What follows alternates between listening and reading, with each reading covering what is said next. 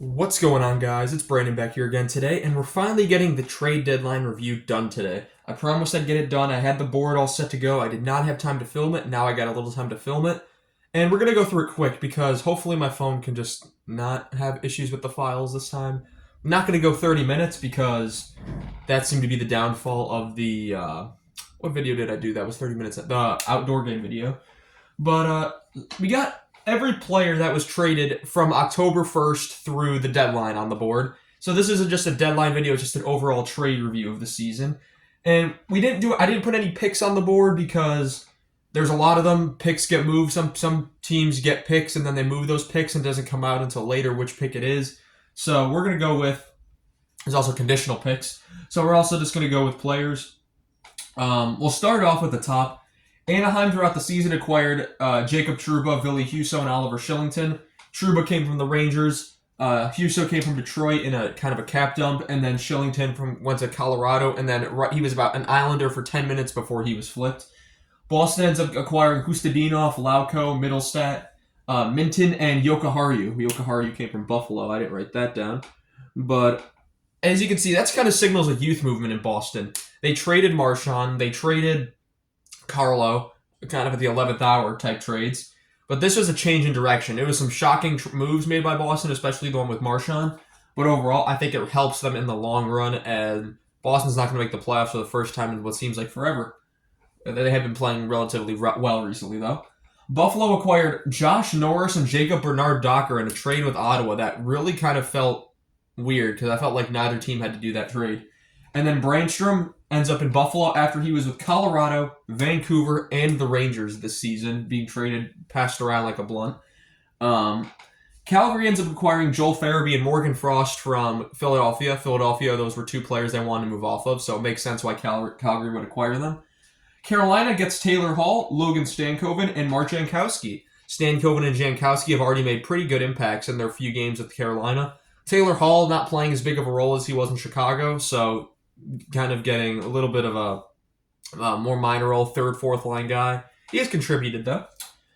Chicago ends up acquiring Spencer Knight and Joe Veleno. Spencer Knight has been fantastic in his games with Chicago so far, especially those first two. He already robbed some games. And then Joe Veleno, he hasn't made much of an impact yet, mostly playing as a fourth line center. He is an RFA, not this year, but next year, so we'll see what the Hawks can do with him. Colorado was busy. They acquired earlier in the season Scott Wedgwood and Mackenzie Blackwood, so they got both Wood goaltenders. Then they get Marty Nashis and Jack Drury in the trade for Mikko Rantanen.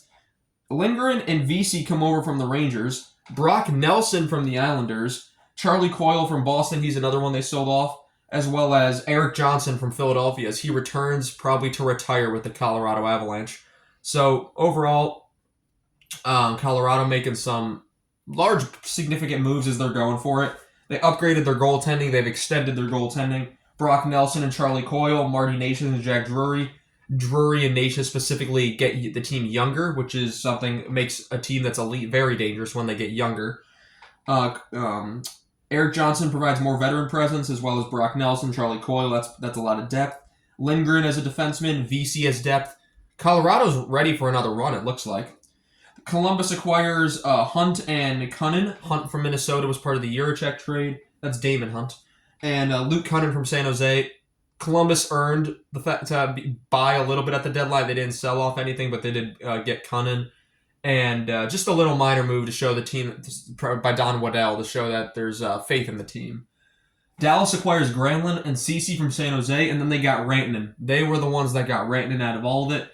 Rantanen had been with Colorado. He was traded to Carolina, would not extend in Carolina, and was said to only want to extend with 4 teams after he was traded to Dallas. Toronto, which he almost went to, but Marner wouldn't waive his no move. Vegas, Florida, and ends up in Dallas. Detroit gets Mrazek, who they drafted earlier in his career, and Craig Smith from Chicago. Those were the only moves they made, so I don't really understand those moves, but they did. Edmonton, not very busy, but they did get some key pieces. Trent Frederick, guy who could play third, fourth line minutes, could score a couple goals, and he could fight. Max Jones also comes over from Boston, as well as Jake Wallman, who they gave up a first-round pick for, who was dumped for nothing earlier last season. No, this season, before this season.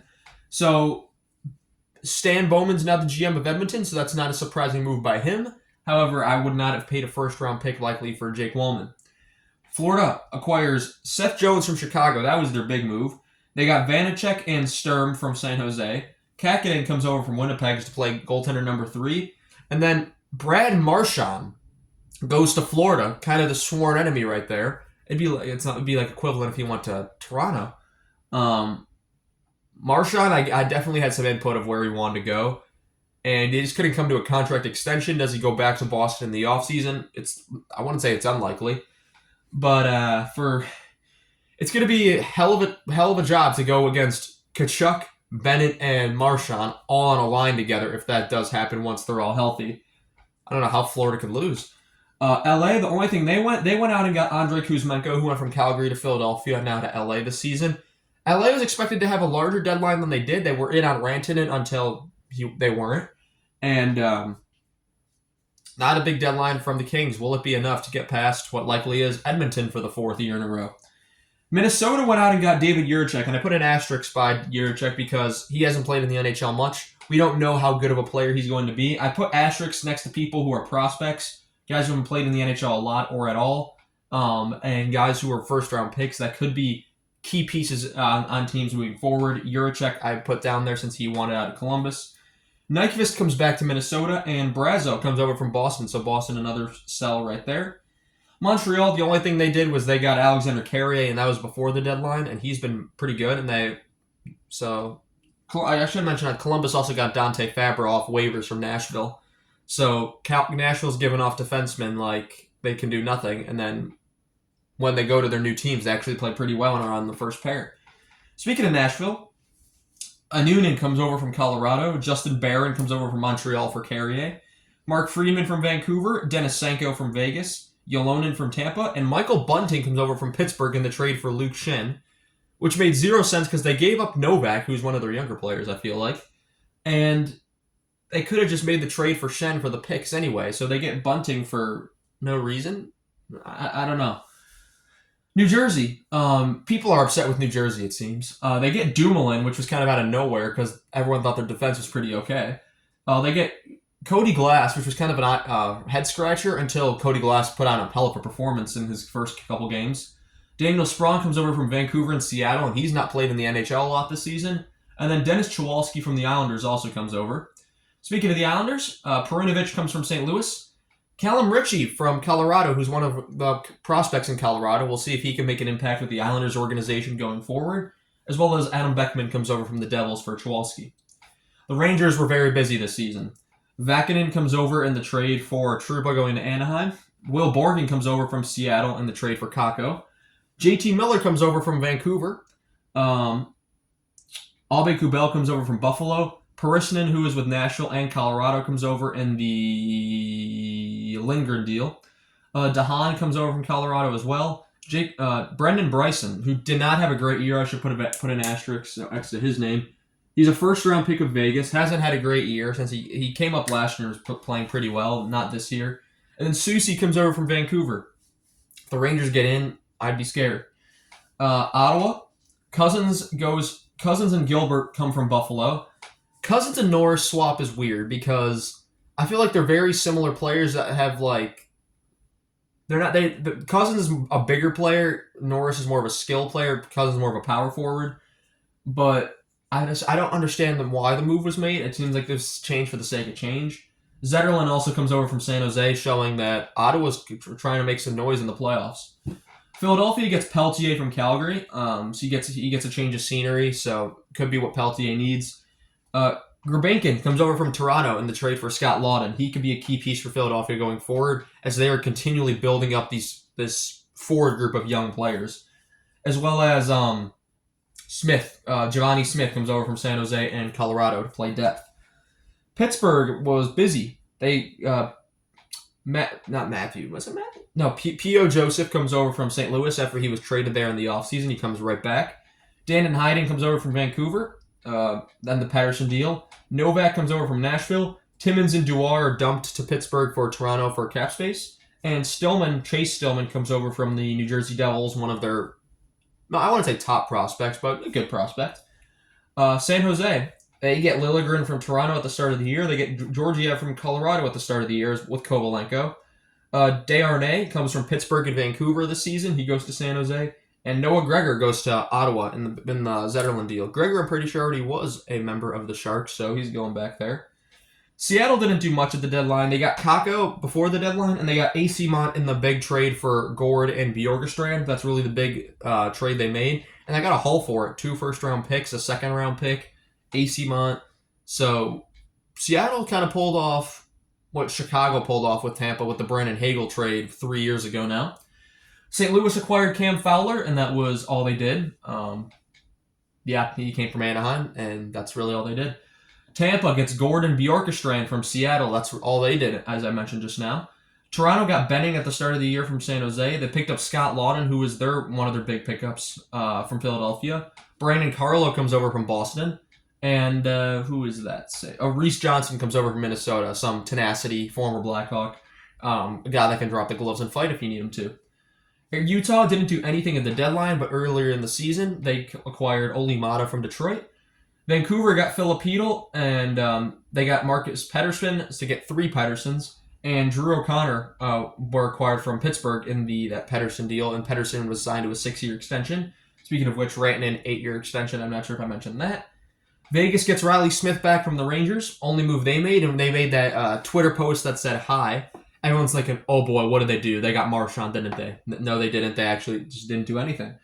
Washington gets Lars Eller earlier in the season from Pittsburgh, and then they only acquired Anthony Beauvillier, largely satisfied with their squad already, I guess. Winnipeg, they get Isaac Phillips from Chicago for basically just a minor league defenseman that was buddies with Levshunov. Driedger comes over from Florida for Kakkonen. Luke Schenn comes over from, first he was with Nashville, then he was with Pittsburgh, and then he was flipped to Winnipeg. And Brandon Tanev, the former Jet himself, comes over from Seattle. So Seattle kind of doing a bit of a reset. They trade Tanev, they trade Bjorkstrand, they trade Gord, one of the bigger sellers at the deadline. But as you can see, every team acquired at least one person over the span of the season. Some teams a lot more than others. Colorado and the Rangers stand out.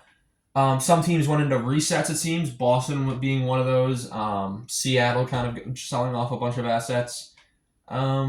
And there are teams that bought that you wouldn't have expected to buy at the start of the season, such as Columbus. I guess you can count Ottawa. Washington. But, that's going to be all I have for you guys in this one. Of course, draft picks are a whole other ballgame. I encourage anyone who want to go look at Puckpedia if you want to get detailed information on draft picks, since they move all over the place and conditions. That way you can get it out, because going through that, we'd be here for a couple hours. Anyway, guys, I want to thank you all so much for watching this video. Tell me down below, who are you most excited for with the acquisitions? If you're a fan of a team that got a big acquisition, what does this mean for your team going forward? Do you have belief that your team could win the Stanley Cup? And if you're a team that's sold off at the deadline, how do you fix what's wrong with the team? How do you fix Boston? They're getting younger now. How do you fix other teams, such as the Rangers, who are out of a playoff spot, but they're gunning for one? How do you fix teams like the Islanders, who are much older, but hopefully they can signify a new direction? Anyway, guys, I want to thank you all so much for watching this video, and I shall see you all in the next one. Have a good one.